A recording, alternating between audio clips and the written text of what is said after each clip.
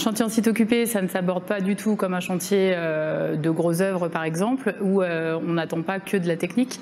On place l'utilisateur et le locataire, du moins puisqu'on fait 80% de logements sociaux, au cœur des préoccupations. On va avoir à gérer des cas comme des personnes âgées, des infirmières qui viennent à des heures dans la journée, on ne va pas pouvoir faire certains travaux.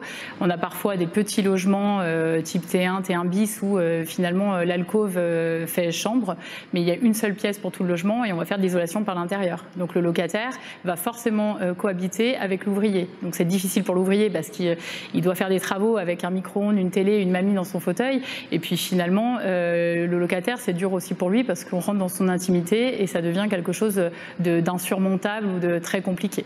Donc il faut arriver à toujours avoir une grosse force d'écoute pour pouvoir faire ces réhabilitations dans ces vieux immeubles.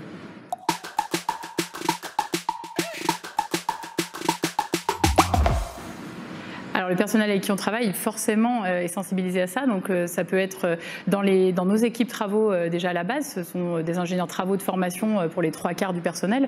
Ceci étant, ils ont dans leur ADN, on va dire, un sens de l'écoute et de l'empathie qui est vraiment très développé. Ça a du sens pour eux parce que ça ressemble à leurs valeurs. Et dans les entreprises sous-traitantes avec lesquelles on travaille avec des entreprises qui sont partenaires, qui sont locales et qui sont habituées aux sites occupés. On ne peut pas du tout prendre de l'intérim pour faire ce genre de travaux, ça serait la catastrophe.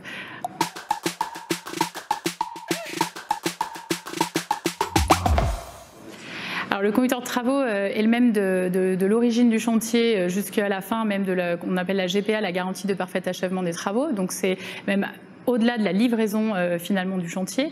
C'est le seul interlocuteur des locataires. Les locataires l'identifient et on s'est aperçu que la communication informelle, un bonjour dans l'escalier, un café en pied d'immeuble ou dans la base vie du chantier, parce qu'on est souvent dans des logements et pas dans des bungalows, crée cette proximité avec les locataires et une relation de confiance s'instaure.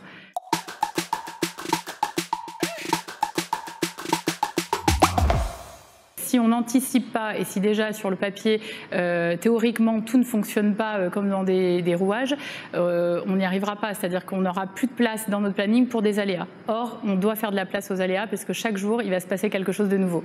C'est un chantier qui va coûter plus cher au maître d'ouvrage initialement parce qu'il va payer, on va dire, cette présence à 100% sur le site, mais qui, pour nous, est indispensable en site occupé.